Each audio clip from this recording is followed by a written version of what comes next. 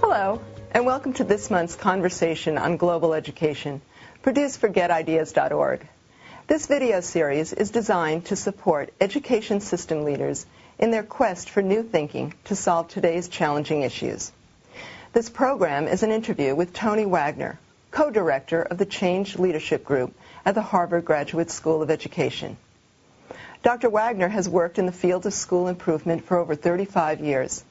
He is a widely published author on education and society and the author of the new book, The Global Achievement Gap. Dr. Wagner will be interviewed today by Bill Symonds, currently the director of the Forgotten Half Project at the Harvard Graduate School of Education. Prior to this position, Mr. Symonds spent 25 years with Business Week magazine, where he became the chief education correspondent and focused especially on the role of business in promoting education reform. Thank you for being with us today. Now, let's join the conversation. Tony, it's a pleasure to talk with you today. And I thought we might start by examining the central thesis of your new book, The Global Achievement Gap. You interviewed dozens of corporate leaders in preparing this book, ranging from Apple to Unilever, and of course people here at Cisco. And what you heard was almost deafening. Almost to a person, they said that America's schools are not preparing our young people to succeed in the 21st century. Why is that? Well, Bill, it's great to have a chance to talk with you and explore these issues. What I came to understand as I interviewed scores of senior executives and also really looked at all of the research around the skills employers are looking for and the gaps.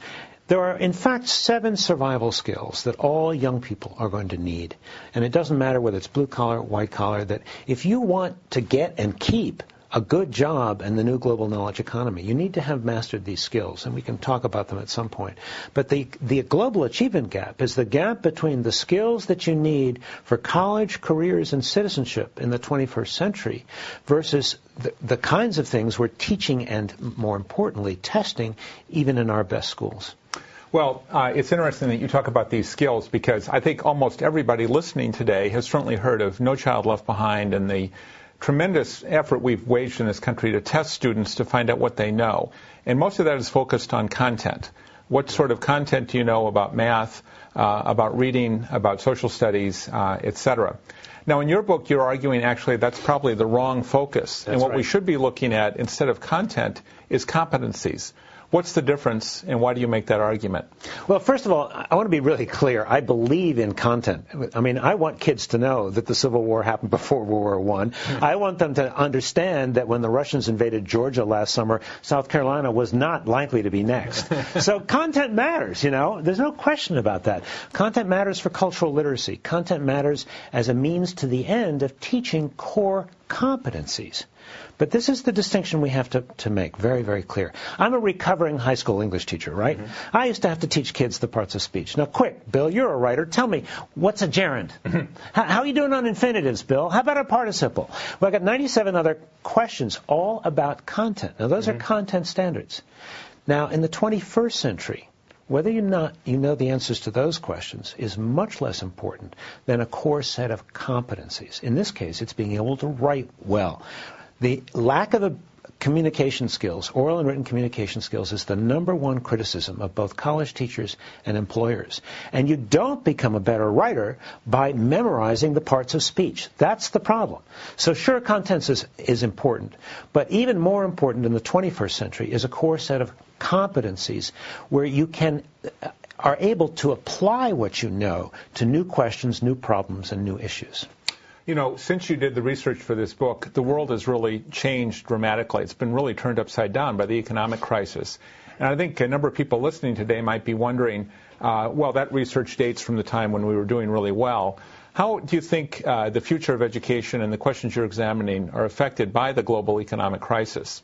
Well, Bill, it's even more serious today because one of the survival skills that I describe is curiosity and imagination. It's the last of the survival skills. Now, curiosity and imagination are the foundation for innovation.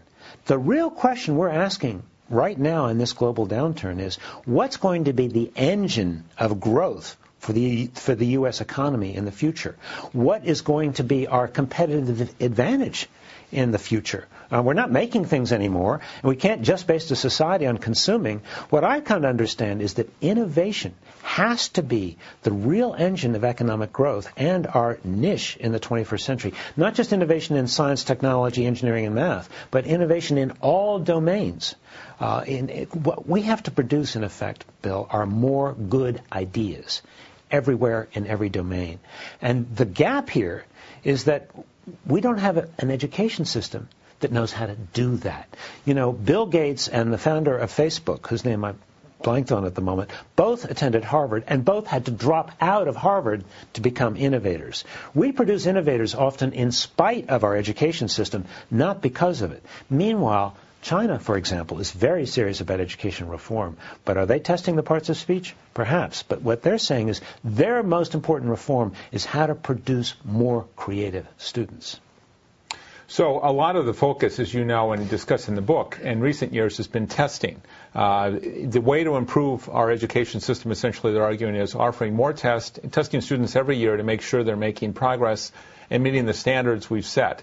But you've been very critical of many of these tests. What's the real problem with the tests that dominate our schools today? Again, thank you for this question, because I want to be very, very clear. I believe in accountability. What I'm advocating is for accountability version 2.0. Right now, our accountability systems are based almost entirely on multiple choice tests of factual content that has been memorized. It's really a high-stakes game of trivial pursuits. And the problem is that we're not teaching or testing the skills that matter most. So when I say accountability 2.0, here's what I mean. First and foremost, we hold our systems accountable for attainment. You and I have been talking about the Forgotten Half project. We don't really know how most of our school districts or states are doing just in terms of the high school graduation rates, for example. The numbers are wildly inflated because there's no accountability for accurate measurements of high school graduation rates. We do know if kids don't graduate from high school, their chances in this 21st century economy are a snowball's chance in hell. I mean, they're not going to make it. But then the next question is, are they graduating with the skills they need for careers and college and continuous learning? That's another whole level of accountability. And again, there's no accountability for determining whether or not our students really go on to post-secondary and succeed in post-secondary, whether it's a technical training or a 2 or 4 year college. There's no accountability around that, Bill.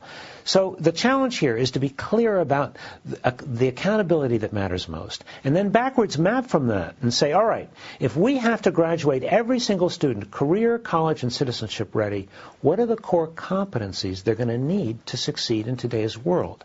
Then we test those skills. I'll give a very quick example. Critical thinking and problem solving is the number one skill I describe as being the most important in this global economy, whether you want to be an active and informed citizen or whether you're going to be an effective and useful employee or a continuous learner.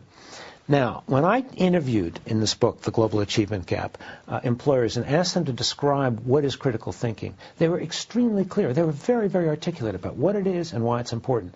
Now, when I ask educators what is critical thinking, they'll say, well, critical thinking means thinking critically. They don't have a definition. And then I ask, well, where is it in your curriculum? How do you assess it? They can't tell me. Show me the critical thinking part of the state test. It doesn't exist. So that's what I mean by the gap. That's what I mean by the problem with the testing that we have now.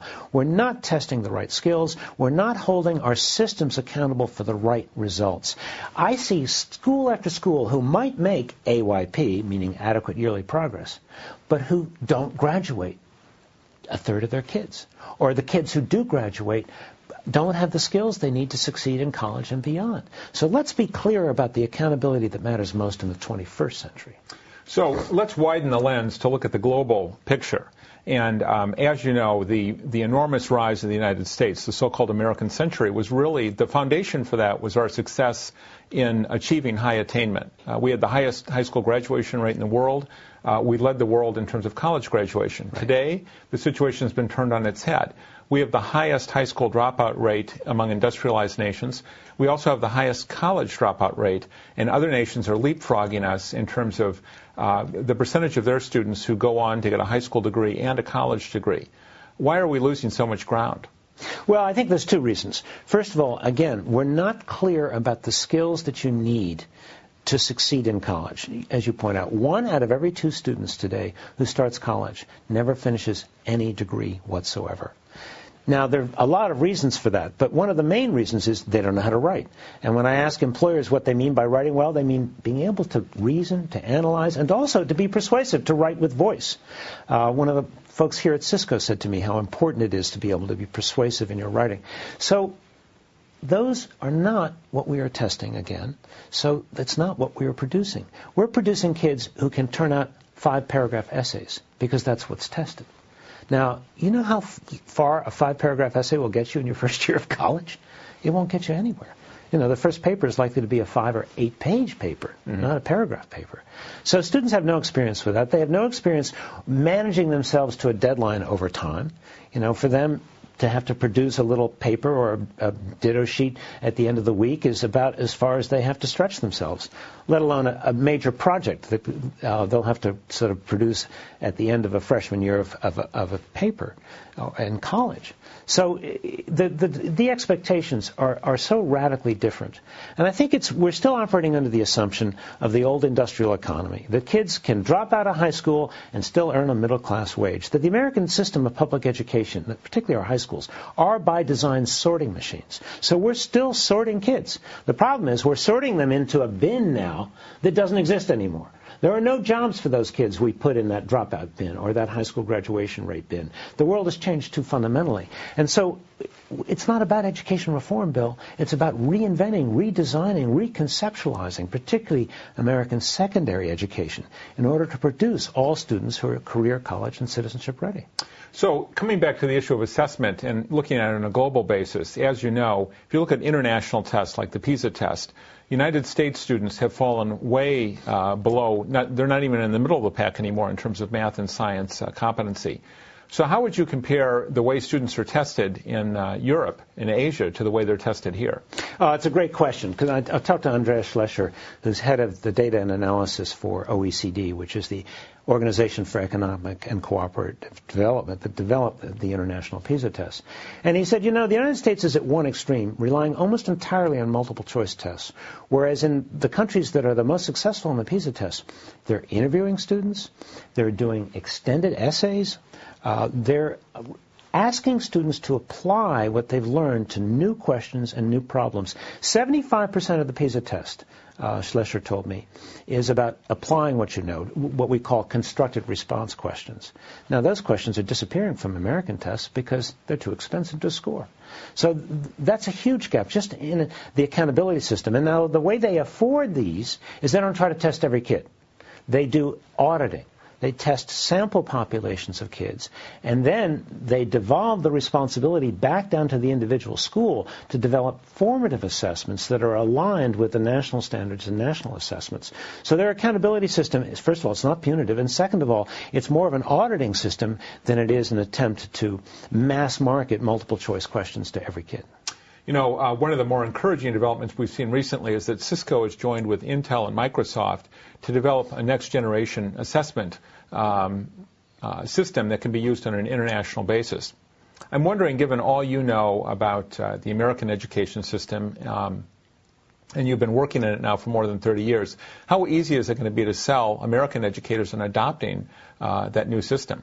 Well, first of all, I applaud this initiative of Cisco's, Microsoft's, and Intel's. I think it's really one of the most groundbreaking partnership innovations in education that I've seen in many, many years. And the reason why, I think, is because it will provide states who are willing to try this, whether they're nation states or individual states in our country, with an assessment system that's for real 21st century skills. And that assessment system exists in patches in places here. PISA, the Collegiate Learning Assessment, also known as the College and Work Readiness Assessment. But when you have 3 multinational corporations putting a stake in the ground, saying these are the skills that matter most. It's not Tony Wagner's book anymore.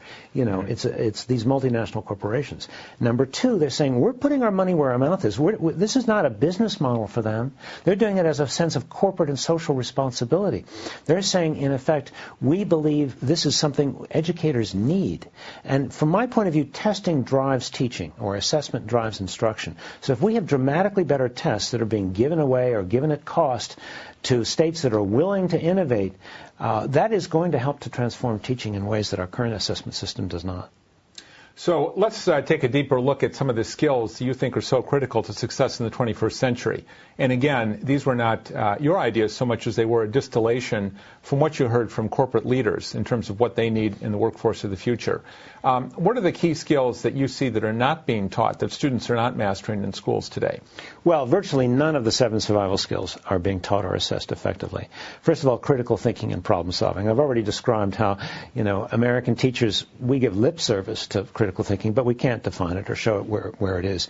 And yet, it's very clear that the best companies around the world really engage every single employee in how to think about improving the product, the process, or the service. Toyota, folks who work on the assembly line, they're not just building cars, they're thinking about how to build better cars and how to build them with higher quality. So that's the first. Collaboration across networks and leading by influence is the second survival skill. I learned from folks at Cisco and IBM and others that collaboration rarely happens just in a room anymore. It's across the country or even more across the globe. So you have to be appreciative and responsive and knowledgeable about other cultures to be able to do that kind of collaboration. But most importantly, you also have to lead by influence, because the command and control structures have been radically flattened so that you don't lead from a point of view of positional authority. Nobody's telling these cross-functional teams what to do or how to do it. They're giving them a question or a problem to solve. And so the person who's most useful in that team is the one who can lead through influence. The third survival skill is agility and adaptability. Clay Parker, who was then CEO of BOC Edwards, said to me, even if people stay in the same job in my division, we're restructuring nearly every single year so that those jobs are changing continuously. Being agile and adaptable is an absolute precondition for success in this global knowledge economy. A woman who's the CEO of Xerox said the same thing in an interview in the New York Times just last week. The fourth survival skill, initiative and entrepreneurialism. It was Mark Chandler right here in Cisco who said to me, if I have an employee who sets 5 goals and meets all 5 goals, that's not enough. He said, by contrast, if I have an employee who sets 10 goals, stretch goals, and succeeds with only 8, he or she is a hero, because they're taking initiative. And it's very clear that these companies are really worried about who's the next YouTube or the next Google coming down the line, and how do they maintain an entrepreneurial spirit in the context of a very large corporation. Now, the fifth survival skill is effective oral and written communication, and it's the number one complaint of both employers and college teachers. Kids can't write because they can't think. And they can't persuade because they don't know what they're trying to persuade people to. They've not been trained or taught. Highly, highly important both in orally and in written work. Sixth survival skill is accessing and analyzing information. It almost goes without saying. If you'll pardon my bad pun, if you don't know how to Google, you are in trouble. But more importantly, it's not knowing how to Google. It's knowing how to analyze the results. That's where critical thinking comes in. But you have to be able to do an analysis of the kind of information which is doubling, every 5 years now, in order to know what's truly important and then how to apply it. And the last survival skills I've already suggested is curiosity and imagination. It's very, very clear that innovation is going to be the engine of our economy in the future if we're going to be successful. And innovation is predicated upon being curious, not just about your specialized field. Ellen Kamada, who heads a Cambria Associates consulting firm, said to me, the most successful executives are the most curious, not just in their domains, but they're sort of always scanning to see what they can learn about the world. And obviously, imagination is critical for developing new products and services. Tony, as you well know, one of the interesting things about the debate over school reform over the years has been that when you ask parents about schools, they say, oh yeah, our schools are failing, the nation's schools are terrible, but our school system is fine. So I would imagine that virtually everyone listening today is thinking, Tony's talking about those other kids. He's not talking about the schools where my kids go, because clearly, my school is on message. They understand what to do. I live in an affluent area, and we've got the problem under control. And I think one of the most interesting aspects of your research was that you just didn't go to schools that were clearly failing by every measure. You actually went to some of the top suburban high schools in the United States, and I was shocked to find that you discovered that these schools, in fact, are not teaching the survival skills. Well, that's right, Bill. Increasingly, in the suburban schools, the coin of realm for rigor are the advanced placement tests. Now, what people don't understand, they're all advocating, well, we need more AP tests, and if my kid takes more APs, he's better prepared for college, and so on. Here's the problem. Most of the AP tests are highly content-driven. So I describe a number of these classes in the book, and I won't repeat it now, but you walk into some of these classrooms, and the teachers are just trying to cover what's on the test. And they're not teaching kids how to think about the content. I'll tell you a story that happened recently that's not in the book because it's new. Scarsdale High School, one of the best public high schools in the country, their faculty just voted to drop the entire advanced placement program. Why? Because teachers said it's way too content-driven.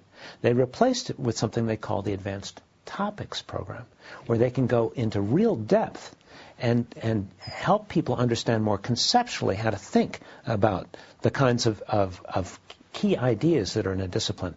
So that's only half of it. The other thing we haven't talked about, Bill, is the problem of student motivation. You know, I was talking to Mark Kulnick, a student at MIT, who had gone to an advanced placement academy for his last 2 years of high school, a magnet school. All he'd done was take AP courses, taken something like 12. He got to MIT, and he said, you know, what I really learned was how to take tests. And particularly the science tests were so content-driven. He said, I feel burned out. I don't want to be a scientist anymore. It was his lifelong dream, Bill. He wanted to be a scientist. But he was so bored out of his mind with taking all of these AP courses, which were just test prep courses. He said, you know what I want to do now? He told me, I want to be a teacher, because there's got to be a better way to do this. Now, I'm glad Matt wants to be a teacher. I think, you know, the profession will be better for the Matt Kulnicks of the world. But what have we lost in terms of a future scientist? And could we have had both? Because the other key finding of my research is that this generation is very differently motivated. They're growing up tethered to the Internet. They sort of habituated to instant gratification. But what they're doing on the Internet is what a lot of adults don't understand clearly. It's not just about gaming. It's interest-based learning. They're learning by discovery on the Internet all the time. I had a kid tell me, I Google things just for fun, because they want to see where the network goes, where the leads will take them. They're also doing friendships based on real interests. You know, they may not like the clique in school, but they can find a friend online who shares their interests, who shares their passions, and learn from that friend or colleague. And finally, they're using the Internet as a tool for creative self-expression. Facebook, the number one thing that kids are doing is uploading video content, pictures, and so on. Now, we can question the quality of that, and no doubt about that. But what we need to understand is that the ways in which kids are motivated to learn out of school is increasingly in complete contradiction with what they're asked to do inside of school. So, Tony, that brings us to the critical issue of the role of technology in improving education. We're sitting here in the heart of Silicon Valley, and not just Cisco, but other companies that are based nearby, like Intel and Apple, have been arguing for years that technology has the potential to transform our education system. Here's another story. I have 3 children. One of them is taking Spanish in middle school, so I went to back-to-school night. And I was sitting there in the desk trying to fit into the desk, which was designed for a far younger student. And the teacher made the astonishing statement, I have told the students they are not to use the Internet in connection with Spanish class. And I said, why in the world would you say that? And she said, well, I don't want them to go on and find out there's a translation software and they can use that to cheat on their test. And, of course, immediately I thought about what about all the resources? In other words, my son has an iPod. Why not have him listen to a song or a whole series of songs in Spanish, learn about those songs, learn to translate them? What's the message behind those songs? She'd never even thought of that. So she's not using any of the technology to engage the students in a foreign language. And frankly, he's not exposed to that many people who speak Spanish, so how is he ever going to get... Absolutely. So I'm wondering about your thoughts about the role of technology. Many educators, as you know, have been very critical about the idea of bringing technology into the classroom and argue that that's basically just sales hype on the part of the tech companies. Right. Well, it's a really great question, and we have to be a little more precise here. It's not that computers have been or will revolutionize education so much as it's the Internet. It's the access, the 24/7 constant access to extraordinary amounts of information that is, I think, fascinating these kids. You know, these kids are on the internet all of the time, and they're not just playing games. Yeah, they do play games, but they're also just kind of asking questions. They're just inquiring. They're discovering. And that is their preferred way of learning. They use the internet as a tool to learn, to create, and to collaborate. We have to bring that into the classroom, Bill. I don't think the kids are going to give us a choice. I go into classes today, I see no misbehavior, no disruption, and no engagement. Those kids are there with 5% of their brains. You know, the kids who are most engaged are the ones who are sometimes in the back of the room secretly Googling something a teacher's saying to see if it's still true. So the internet is all pervasive as a vital tool for learning. We have to bring it into the classroom. But I want to talk about one other disruptive technology here. Teaching is the most isolated profession in American work life. Most teachers have never seen a really effectively taught lesson, say, that teaches critical thinking skills, or a lesson that develops curiosity and imagination. Don't know what it looks like. You can't just read it in a book. It's not enough. And you can't go to the schools that are doing it because you don't have a travel budget. So I think one of the most powerfully disruptive innovations that we need in education is videotaping. Videotaping by content area and by grade level. The most effective lessons that teach 21st century skills. So that, for example, and I'd love to see Cisco create this library, you would have a library that would have videotapes of lessons, samples of student work that you could download. Here's a paper that was approaching proficient. Here's one that was proficient. Here's one exceeding. The rubrics the teacher used. Then we might even add a little piece where we'd interview the kids, saying, what was this class like for you? In what ways were you most and least engaged by this class? You know, I've done videotaping of students and recent graduates, and I use it as a tool for systemic change. I ask young people some of these same questions. What are the strengths of your school? What are your weaknesses? What is good teaching? What's the thing you need schools to do to make the greatest difference? And then we show the videotape to the teachers and then the parents. And it's a very different conversation. So I really deeply believe that the technologies that are out there are very powerful, not just for student learning, the internet, but also for adult learning and conversation about continuous improvement of instruction. You know, you mentioned some of the shortcomings of our nation's teaching force, and one of the key challenges is that many schools, unfortunately, they really do not have the faculty present to teach a lot of courses, or at least teach them effectively. So I'm wondering what you think of the potential of delivering courses via the internet so that students can be exposed to far better approaches to these subjects and introduced to things that they might not otherwise be able to take at all. I think there's definitely a place for distant learning, and it is certainly a place to get up-to-date content. But we have to reconceptualize teaching.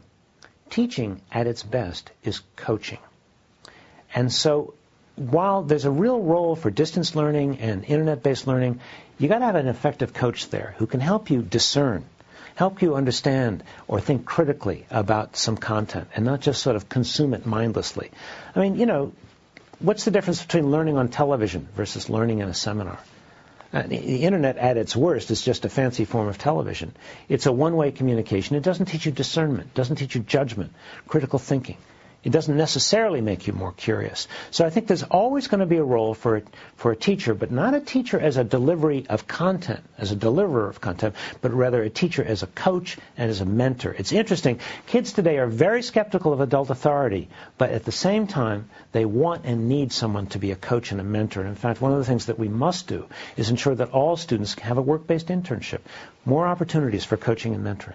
So, Tony, that brings us to the issue that we've been discussing a lot as we've worked together on the Forgotten Half project, which is focused on the vast number of young Americans who get to their mid-20s without earning any kind of meaningful post-secondary degree.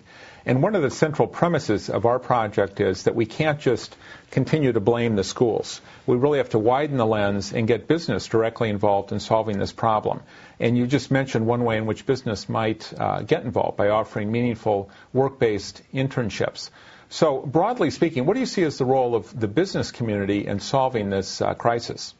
Well, you know, the business community were very effective advocates for what we call the standards movement and the education reform movement that began 25 years ago. It was because of business pressure that many states passed new laws for state tests and for content standards. So I really believe, first and foremost, the business community has to speak with one voice about accountability version 2.0, about holding our systems accountable for results, meaning attainment, not test scores, percentage of students graduating, going on to post-secondary, and also assessing the skills that matter most. So that's the first role I see businesses having, is an advocacy role, in the same way they did 20 or 25 years ago. Secondly, I really believe they need to partner with educators to stimulate educational R&D. You know, we are a business, if you will, an industry, education, that has zero R&D capability. Now, I just read today, coming in, Cisco spends 13% of its budget. What was it, $5 billion, you said? $5 billion in fiscal 2008. On educational R&D. Where is the educational R&D budget? It doesn't exist.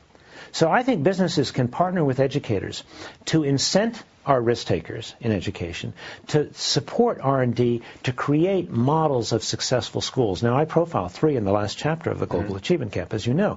They're wonderful schools, but we need that R&D capability in more regions and in more districts. People should not have to travel to California to look at a best practice school. There should be ones locally. So that's something business can do. I think, thirdly, businesses really need to provide more opportunities for work-based internships. I frankly think every young person should have a work-based internship as a part of their academic program. And in the 3 schools that I profile in the last chapter of the book that are so successful, every student does have that experience.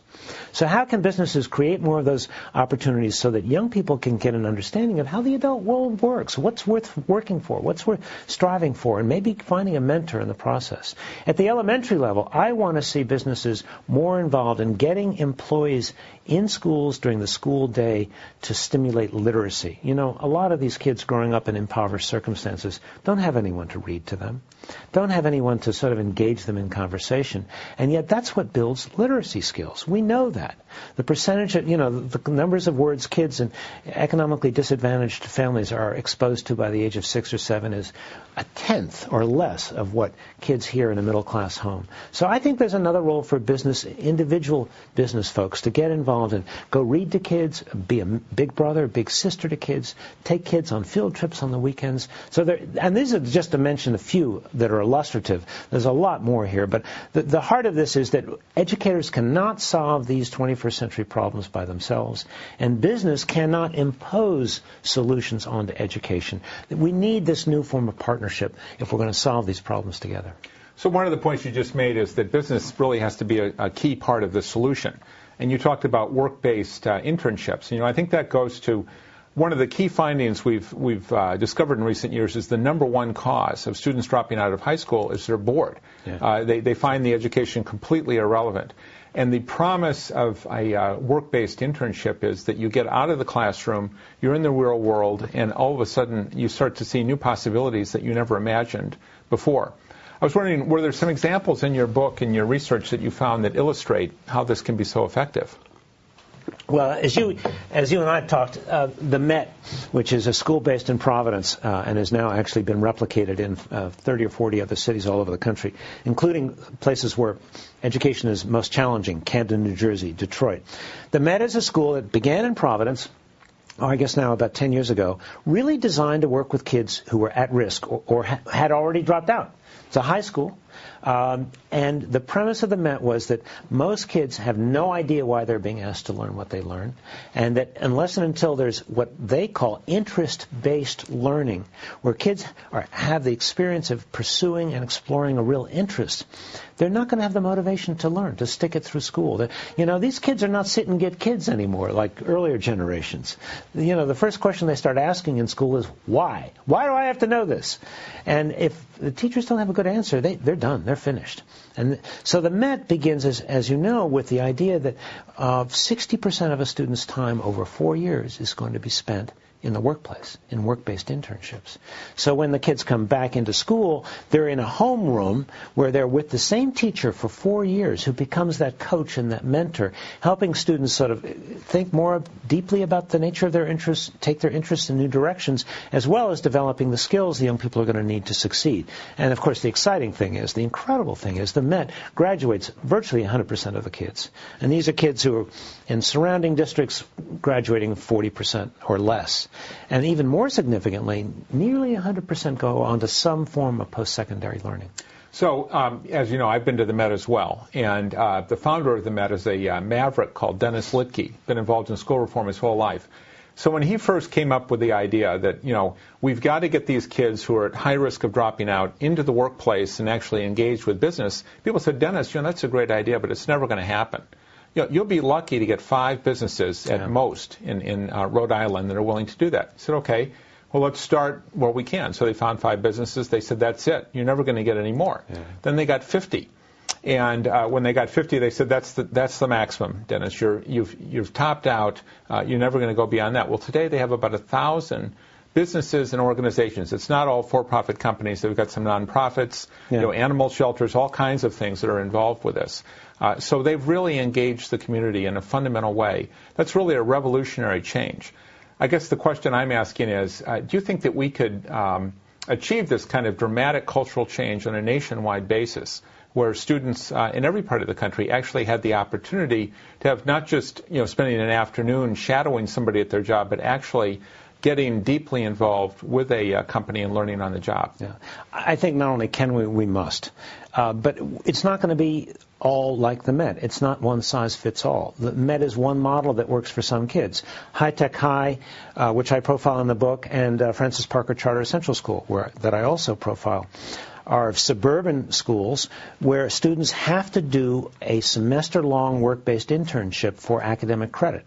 And then they have to, as a part of their digital portfolio, write about what they've learned. And sometimes what they learn, by the way, is, I thought I wanted to be an architect. No way. I don't want to do that, which is just as valuable. I mean, we tended to only reward right answers, whereas the process of learning, as we know, is trial and error. So I think, as a principle, we need young people to better understand and interact with the real world and adults in that world, and that's a premise of learning in the 21st century. It's much more hands-on learning that virtually every student benefits from. But it's not going to look the same from one school or district to the next.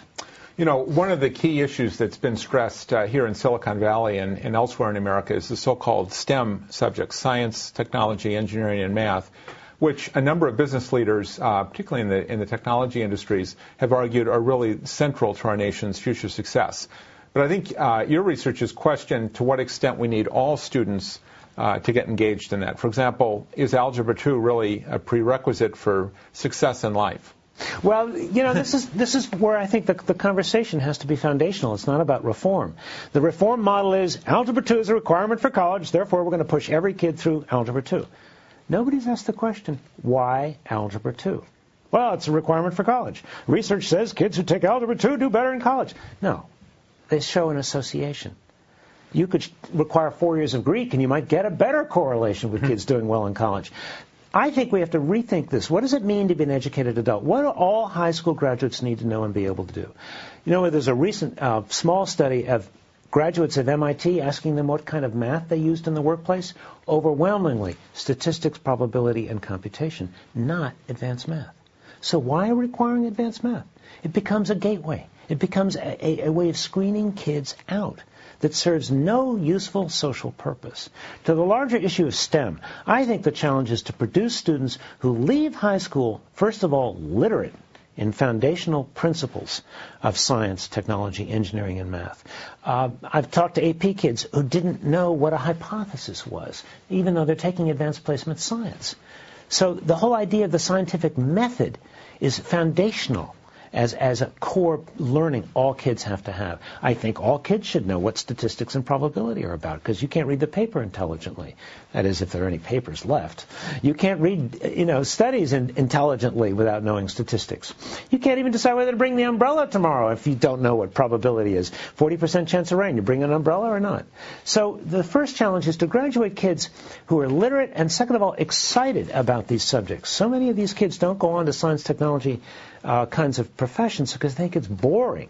High Tech High, by contrast, produces kids, 27% of the High Tech High graduates go on to careers in science, technology, engineering, math. And they don't take any AP courses. They don't take a lot of these very complicated content courses. What they take are interdisciplinary courses that get them truly excited and engaged about science and engineering and technology. I walked into a High Tech High class and nearly got hit by a a ping pong ball hit a shot from a catapult in the middle of the hallway. These weren't irreverent kids. This was a class, a physics class. That was also a technology class. Tony, I think we've got time for one last question, and I really wanted to turn it to the individual level, because I think a lot of the people listening to this are wondering, what can they do? You've clearly painted a very dire picture, and I think one that the people listening to this are deeply concerned about. And so the question is, what can they do to help solve this problem? What are the most effective ways they can get engaged in trying to solve it? Well, the school board members, parents, community members, business partners, I think need to start advocating for teaching and testing core competencies like the 7 survival skills. Start with critical thinking and effective oral and written communication, saying, where is this in the curriculum? Where is it being tested? How is it being assessed? How do we know if our standards are high enough and good enough? So that's the first, is advocacy. As a teacher or a school principal, say, we're going to get clear about how do we teach critical thinking and effective communication very well. Let's just start with those two, because they're foundational for everything. So what does an effective lesson that teaches critical thinking look like in 3rd grade English or 9th grade history or 11th grade chemistry? So that we begin to help people understand content is not enough. Content is necessary but not sufficient. And test scores may be important, but they don't tell you what we truly need to know. So it's a dialogue that we need about core competencies for careers, college, and citizenship in the 21st century. Well, Tony, thank you very much. It's been a pleasure talking to you today, and I'd like to remind everyone listening that if you'd like to learn more about it, there's a link to Tony's book, and I'd certainly encourage you to read it. I also have my website, schoolchange.org. Bill, as always, it's great talking to you. Thank you. My pleasure. We hope you've enjoyed today's episode of Conversations on Global Education. Thank you for joining us, and thank you for visiting GetIdeas.org. I invite you to register today and become a member of GetIdeas so you can join the dialogue on the issues affecting education. You can also engage in conversations with education, thought leaderships, post-case studies, and benefit from resources on education transformation. Again, thank you for joining us, and goodbye.